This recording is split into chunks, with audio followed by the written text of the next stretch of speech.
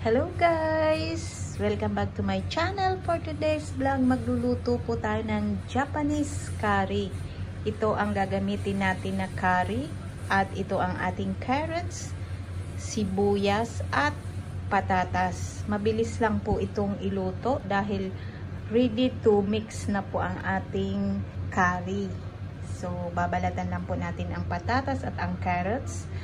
Igigisa lang po natin, din lalagyan po natin ng konting karne kasi yung mga alaga ko hindi naman talaga uubra na ganito lang yung sahog. Mas gusto po nila na may karne. At ito naman po ay curry paste lang po ito kung tutuusin. Wala pong laman yan. So, lalagyan po natin ng konting karning baboy. Ayan. Guys, samahan nyo ko guys at magluluto na po tayo ng Japanese curry.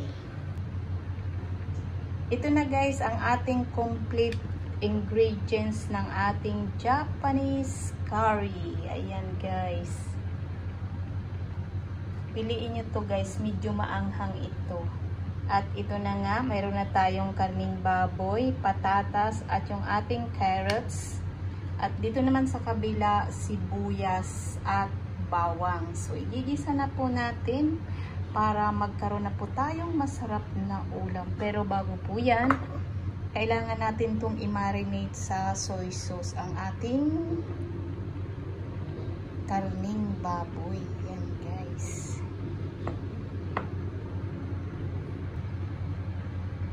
Then lalagyan natin ng konting mantika para malambot ang karne.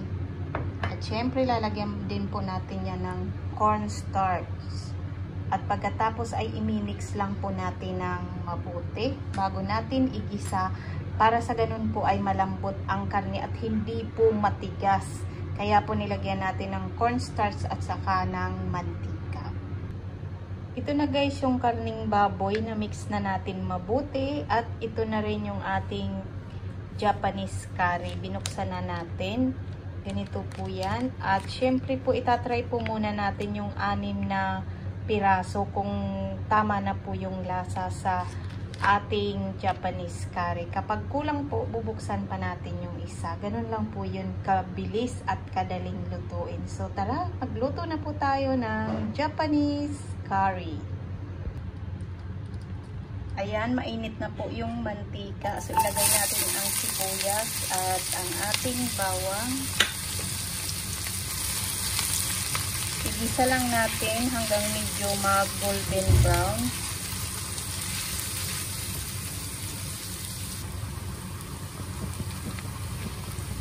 Ayan, medyo brown na yung ating sibuyas at yung ating bawang.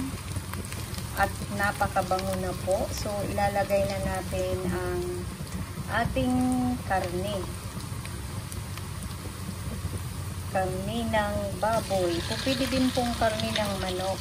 Kung ano pong available sa inyo. Pwede rin po na beef. Okay lang po yun. Walang problema. Ayan. Igisa lang po natin hanggang ma-absorb ng karne ang lasa ng sibuyas at bawang.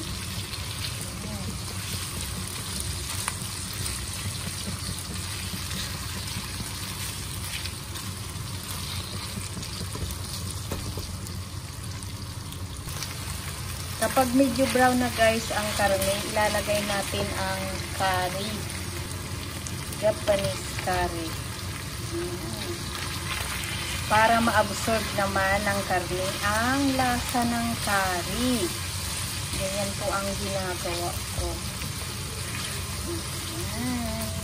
Matutunaw po yan. Mag-melt siya. Ayan. Nakikita nyo guys. Wait lang po natin na ma-absorb ng karne ang Japanese curry. Ayan. Melt na siya.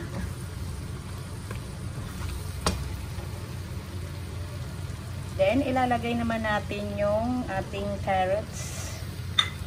Dahil ang carrots ay mas matigas kumpara sa patatas. Kaya unahin po natin ang carrots.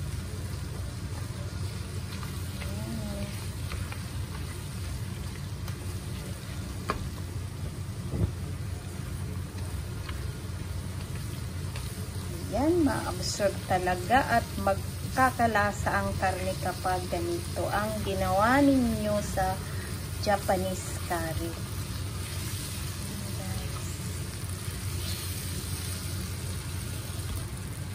At dahil nagmamantika na ang ating Japanese curry, lalagyan na natin ng sabaw.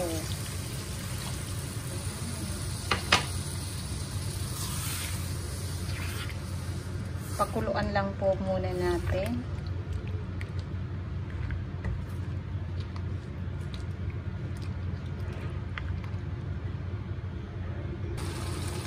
Ayan guys, kumukulo na ang ating Japanese curry. Very sticky siya, kaya dadagdagan natin siya ng sabaw.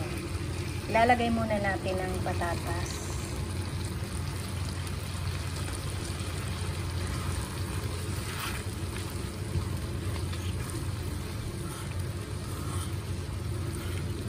Ang bango guys. Dagdagan na natin ang sabaw.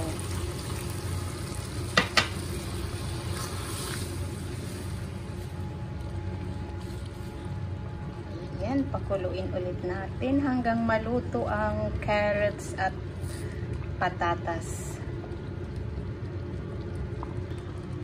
Tikman natin guys kung tama lang yung 6 na piraso ng curry ang inilagay natin. Tikman natin kung tama na yung lasa. Tamang-tama lang po yung lasa niya. Hindi siya maalat at napakasarap ng ating Japanese curry. 6 na piraso lang po or 6 na bar lang yung inilagay natin na curry. At ito na nga po, mayroon na po tayong masarap na ulam ngayong hapunan. Ayan guys. Then, magpiprito lang ako ng itlog. Ayan. Ito po ang aming hapunan ngayong araw.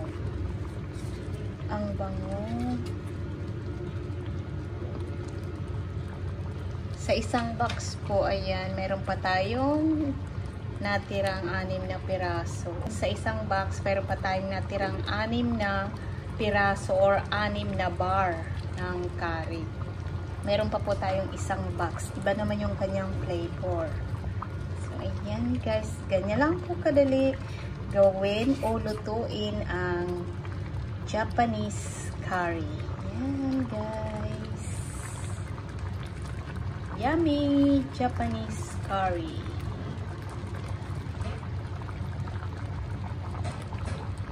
Ayan, malapit na pong maluto ang ating Japanese curry.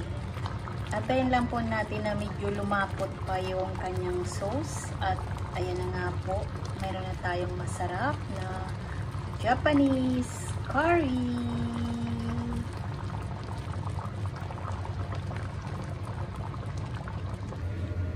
Ngayon guys, lalagyan natin ng Japanese curry ang ating kanin. Ayan, ganyan po natin yan isi-serve. Wow! Yummy, yummy.